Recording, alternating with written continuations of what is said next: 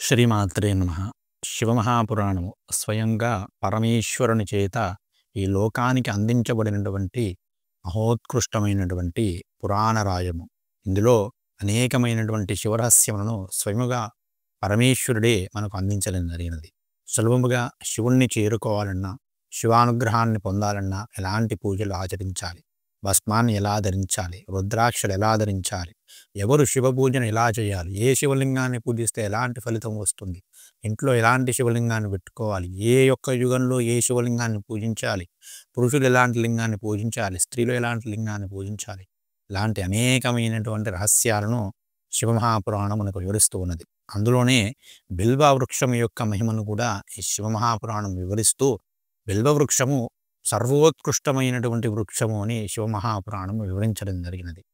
ఎవరైతే బిల్వ వృక్షములకు రోజు నమస్కరిస్తారో వారి యొక్క సకల దారిద్ర్యములు కూడా తొలగిపోతాయి అని శివమహాపురాణం చెబుతూ ఉన్నది.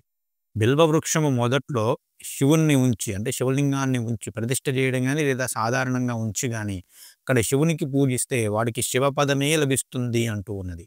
శివపదమే లభించడం అంటే అతడు శివునితో సమానమైనటువంటి స్థితిని పొందుతాడు అట.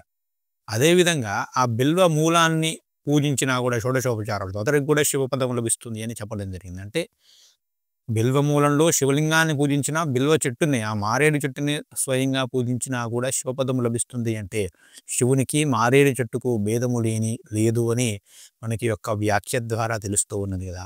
అసలు ఈ మారేడు చెట్టు యొక్క గాలి సోకినంత మాత్రం చేత శోకము, మోహము, దారిద్ర్యము, అలక్ష్మి సమస్తము కూడా తొలగిపోతాయి అంటుంది శివమహాపురాణం.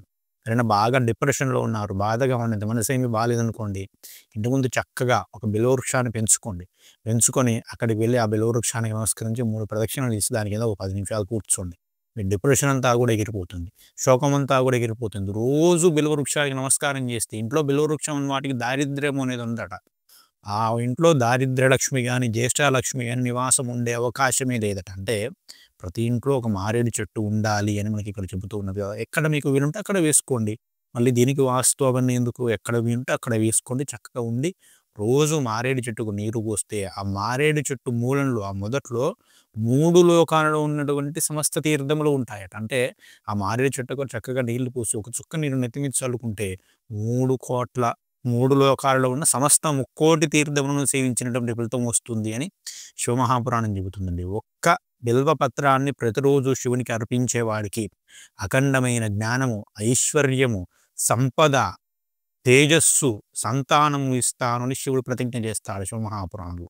ఒక్క శివలింగం, ఒక్క బిల్వ పత్రాన్ని, కోటి బిల్వార్చన, సహస్ర బిల్వార్చన అనే ఓవనాక్షలు చేయాల్సిన అవసరం లేదు, చేసుకోండి అని ఒక్క బిల్వాన్ని తీసుకుని వెళ్ళి పరమేశ్వరుడి మీద పెడితే అఖండమైనటువంటి లక్ష్మీ అనుగ్రహము, జ్ఞానము, తేజము, దారిద్ర్య నివారణము జరుగుతుందంటే ఇంతకంటే గొప్పగా సులభంగా ఇంకేదైనా ఉంటుందా చెప్పండి పూజా విధానం. అదేవిధంగా బిల్వ మూలంలో, ఆ బిల్వ చెట్టు కింద చక్కగా ఒక శివభక్తుడు అయిన వాడికి, అతడు బ్రాహ్మణుడైన అవ్వాల్సిన అవసరం లేదు, బ్రాహ్మణుడైతే మరీ మంచిది, శివభక్తుడు అయిన వాడికి చక్కగా సుష్టుగా భోజనం పెడితే, పాయసం వేసి భోజనం పెడితే కోట్ల మందికి భోజనం, అన్నదానం చేసినటువంటి ఫలితం వస్తుంది. ఆ భోజనం పెట్టిన వాడికి దరిద్రము అనేది రాదట, జీవితంలో దరిద్రం అనేది రాదట. ఎప్పుడు కూడా అఖండమైనటువంటి సంపద, ఐశ్వర్యము, శివానుగ్రహం ఉంటుంది అని మనకు శివమహాపురాణం చెబుతూ ఉన్నది. అంత గొప్పది ఈ యొక్క బిల్వ వృక్షం. అంతేకాదు వనస్పతిస్తవ వృక్షోత బిల్వః అని ఈ బిల్వ వృక్షంలోని ప్రతి అణువులో కూడా సువర్ణ రేణువులు ఉంటాయట. సువర్ణ రేణువులు అంటే బంగారపు రేణువులు ఉంటాయట. అంటే కోసి చూస్తే బంగారం ఉంటుందని చెట్లు కొట్టేయకండి. బంగారపు రేణువులు అంటే బంగారంతో సమానమైన శక్తి గల అణువులు ఆ యొక్క మారేడు చెట్టులోని ప్రతి అణువులో ఉంటాయట. కాబట్టి దానికి నమస్కరిస్తే అఖండమైనటువంటి లక్ష్మీ వృద్ధి, అమ్మవారి లక్ష్మీదేవి యొక్క హస్తం నుంచే వచ్చింది అని, ఈ యొక్క బిల్వవృక్షం వచ్చిందని ఒకానొక పురాణ ప్రతీతి కూడా ఉన్నది. కాబట్టి ఈ యొక్క బిల్వవృక్షం ఇంట్లో ఉంటే లక్ష్మీదేవి ఉన్నట్టే, లక్ష్మీదేవి అనుగ్రహం కూడా కలుగుతుంది వాడికి. ఆ దారిద్ర్యము అనేది అసలు రానే రాదనమాట. అంతేకాదు ఈ బిల్వ వృక్షము, ఈ బిల్వ ఆకులతోనూ, దీనికి ఆయుర్వేదం చెబుతూ అనేది, బిల్వ ఆకులతో చేస్తే ఇప్పటి కాలంలో హృద్రోగములు, హార్ట్ అటాక్స్ అనేవి బాగా వస్తున్నాయి కదా, వాటికి గొప్ప మందు ఇది అని మనకు ఆయుర్వేద శాస్త్రం చెబుతూ ఉన్నది. ఆయుర్వేద వైద్యుని ద్వారా, లేదా ఆయుర్వేదం తెలిసిన వారి ద్వారా ఆకులను, ఆ మారేడు గుజ్జును స్వీకరిస్తే శరీర పుష్టి కలుగుతుంది, గుండెకు పుష్టి కలిగి అతనికి జీవితంలో హార్ట్ అటాక్స్ వచ్చేటువంటి అవకాశాలు ఉండవట. అంత గొప్ప స్థితికి మారేడు వృక్షం తీసుకొని వెళ్తుంది అని మనకి శివమహాపురాణం చెబుతూ ఉన్నది. ఆయుర్వేద శాస్త్రం చెబుతూ ఉన్నది. అపమృత్యు దోషంతో బాధపడేవారు, అపమృత్యు బాధలు ఉన్నవారు, అనుకోనటువంటి జాతక గండాలు అష్టమ స్థాన గండంలో అనేవి ఉంటాయి జాతకంలో. అలాంటివి ఉన్నవారు ఏం చేయాలంటే ప్రతిరోజు కూడా బిల్వాన్ని పరమేశ్వరునికి సమర్పించాలి. ఒక బిల్వ చెట్టును పెంచాలి. పెంచి దానికి నమస్కారం చేయాలి. అలా చేస్తే అపమృత్యు దోషాలు, ఖండ దోషాలు అన్నీ కూడా తొలగిపోతాయి అని శాస్త్రం చెబుతూ ఉన్నది.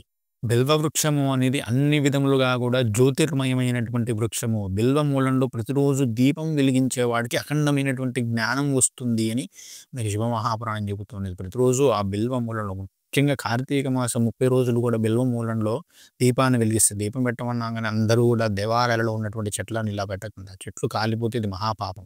కాస్త దూరంగా పెట్టండి. మీ ఇంట్లో ఎవరింట్లో వాళ్ళు చెట్టు పెంచుకొని ఆ బిల్వ మూలంలో ఎవరికి వారు ఒక దీపం ముట్టించుకోవాలి. కానీ దేవాలయంలోకి వెళ్ళి మారేడు చెట్టు మంచిదన్నాడు ఈయన అని దేవాలయంలోకి వెళ్ళి అందరూ కూడా 365 ఒత్తులు ఆ మారేడు చెట్టు కింద పెడితే కాండం కాలిపోయి మహాపాపం అనేది వస్తుంది. ఇంట్లో పెంచుకోండి. ఆ మూలంలో దీపాన్ని వెలిగించండి. ఆ ఇంట్లో ఉన్నటువంటి చెట్టుకు పూజ చేసుకోండి. దేవాలయంలో ఉన్న చెట్టుకు నమస్కారం చేసుకోండి చాలు. అంతే, అంతవరకే చేయాలి. కానీ ఆ చెట్టును హింసించకూడదు ఎక్కువగా. అది ప్రాణం ఉంటుంది. ఆ చెట్టుకు ప్రాణం అనేది ఉంటుంది. అసలు బిల్వపత్రంలో త్రిమూర్తులు కొలువై ఉంటారు. మూలంలో విష్ణువు, మధ్యలో బ్రహ్మగారు, చివరిలో రుద్రుడు ఉంటారు. ఆ ఉపరితలం ఉంటుంది కదా ఆకులలో, ఒక్కోటి దేవతలు కొలువై ఉంటారు. కాబట్టి బిల్వ పత్రాన్ని ముట్టుకుంటేనే దేవత అనుగ్రహం కలుగుతుందండి.